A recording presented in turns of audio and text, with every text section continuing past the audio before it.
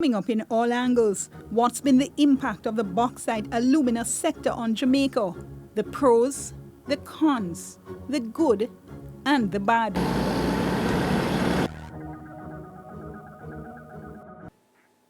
Thank you so much for joining us for this edition of All Angles. I'm Dion Jax Miller. Now, over the years, we here at TVJ have done so many stories on the bauxite industry, bauxite alumina industry, stories looking at the industry from the economic point of view, earnings and jobs, stories involving labor disputes, stories involving community protest over issues like environmental degradation as well as public health issues. Recently, the Jamaica Environment Trust published a study on the bauxite alumina industry called Red Dirt, an interdisciplinary look at the sector.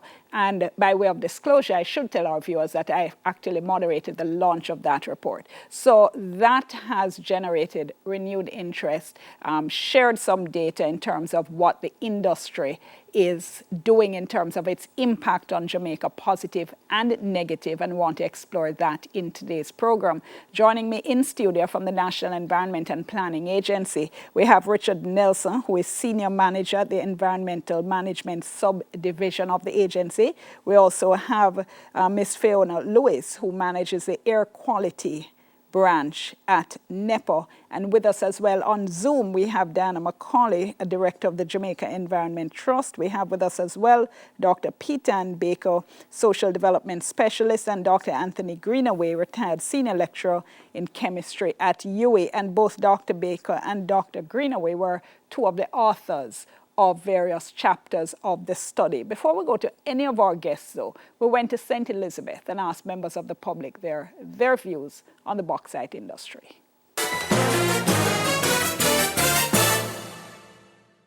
Mash up bad, sir. That the water we not get. One day a week can't work out for we. We can't do farming, see out where I go work. Shop and that kill people too hard.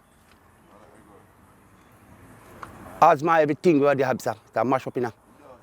I tell you. Yeah, man. Tell me, I tell you about you. Mash you up in there. Then give you water. Let me tell you something now, sir. Then give you water. Last week, Saturday.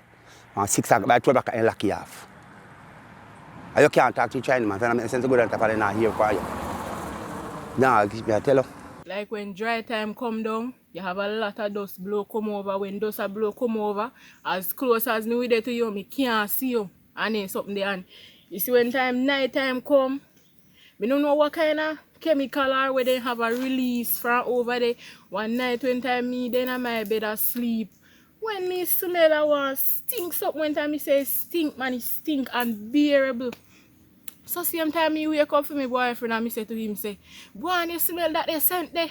I go and say, yes, he smell it. In night, me have to get up and throw disinfectant in all corners of the house. To get out the scent out of there, to get a relief from the scent. Me don't know what them a do over there, but master will slowly but surely I got dead under them and mine him something down in a Marsville. Water them polluted, we even can get a nice cup of water to drink like a one time. Nothing can go on for you down here, so. Not a thing, just mash up the plants, the crops you plant to Kalalu. So you will get if you yam, you can't get if you eat for wet. When time you wake up in the morning, I be a white dust depending when I know the white one or the red one. They really need to do something about the dust. They really and truly need to do something. See we there go do we look farming now. We saw one bed round there. By the time you look again, see dry time come, you know, say it does go blow. And by the time you look, the whole of the bed I go just start burn down, clean, not even look farming you can do to help yourself. So it affects you a lot? A lot, a whole heap. And when you call and you complain, it don't make no sense. Because when time they come, then take one sample. By the time you reach up at Alpha, by the time you reach at Alpha, you hear say, I know for them dust blow, so I want to affect with them. What is affecting us? They really need to do something. Well, you know, after in the mine, I go and like we used to get the fruits like sweet sap and all these things. Well, the sweet sap them come black. When the mine I go and sweet sap them come black. When no mining, the sweet sap is good. House, zinc, after a while you see it on the floor. But we don't get no comment. Sometimes we go to the community ref where we should represent us, and then sometimes when we go there, we have a problem with them. They must say if you go to Mr. Wasit Chin, And sometimes I go back to Mr. Chin say if you go back to Mr. Witta, he say if you go back to that.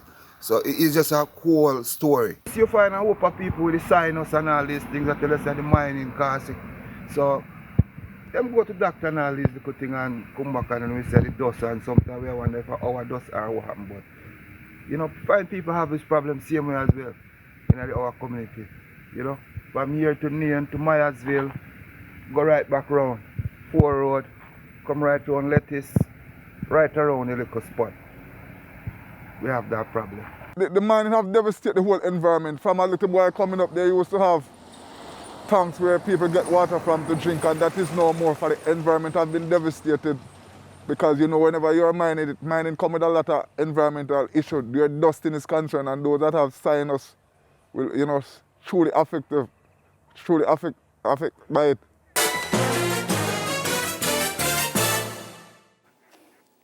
So indeed, those are the kinds of stories and complaints we've been hearing from residents for decades, in fact. On the other side of the coin, over 4,000 persons employed by the industry in 2018, gross earnings of over $1 billion. So how do you balance the two? Diana Macaulay, let me start with you if I could, because in fact, in the question and answer discussion that was taking place at the launch of the report, there were 1 or 2 people who were actually saying, with all these complaints, why don't we just shut down the industry? Is that JET's aim?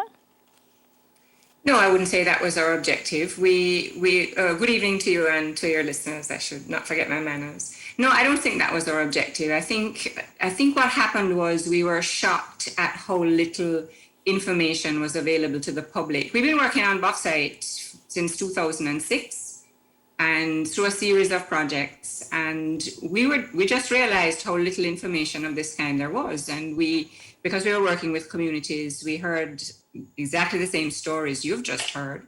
But when we tried to find out, yes, of course, the economic benefits are easy to find. But when you try to find out about the economic costs and what are the efforts to control the dust and what's the situation with the contamination of water tanks, then you really find there is very little information. And that is why we decided to do this study, to cross disciplines. JET does not have all of this expertise, on its staff. So we decided to contract with experts, and that is what we did, to try and find out the truth. If, the people have been complaining for almost the entire 70 years of this industry's history, and the bauxite company's response has tended to be either the one that was said in your clip, it's not our dust, or else it's not harmful. So, they are operating under permits now. What kind of monitoring programs are in place? What is the science saying? That is why we did it. And we were actually prepared if this study had found that, in fact, the benefits outweigh the costs, those would have been the facts. But that's not what we found. But can you actually say that's not what you found when all throughout the study, it made the point that data are missing. Data is missing here, data is missing there. Didn't get enough data to be able to come to this conclusion or that conclusion. So can you really come to any definitive conclusion at all?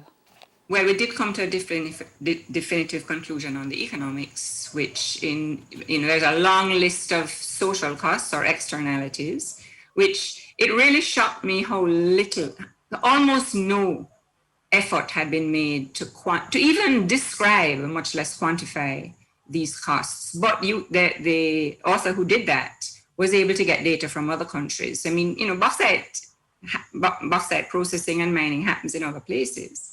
And just using 2 of the externalities, some of the air pollution and the social cost of carbon, so the impacts on climate change, the costs far outweigh the benefits. Far outweighed by 3 times or more. And if you were to really be able to quantify all the other costs, that would be orders of magnitude greater. I think it's shocking, Dion. I'm nearly at the break. I'm Okay. nearly at the break, and when I come back, I do want to go to my other guests, but I do need to just follow up on that quickly, because that particular chapter, as you mentioned, because the author did say at the launch again that, as you said, he was using data from elsewhere and so on. So again, is it a reach to extrapolate to the Jamaican situation? Aren't there difficulties in that kind of analysis? Well, it's not perfect, but the social cost of carbon and the impacts on public health of sulfur dioxide and particulates is known. It's known. It's not magic. It's known. So what no? What? No. Well, you better go to your break for that. That's a longer story. All right. As I said, we had representatives from NEPA. We also have two of the authors of the report on the line. I need to say to our viewers, we did invite the Jamaica Bauxite Institute to join us on the program. Initially, we were told that the head wouldn't be available to join us on the program. We offered a pre-recorded interview. You know, we would go to them, but we were then told that, no, they still couldn't do the interview because they had to go through the report and they hadn't finished going through the report. So let's go to break, and when we come back, we continue with our other guests. Remember, our hashtag is TVJ, all angles soon come.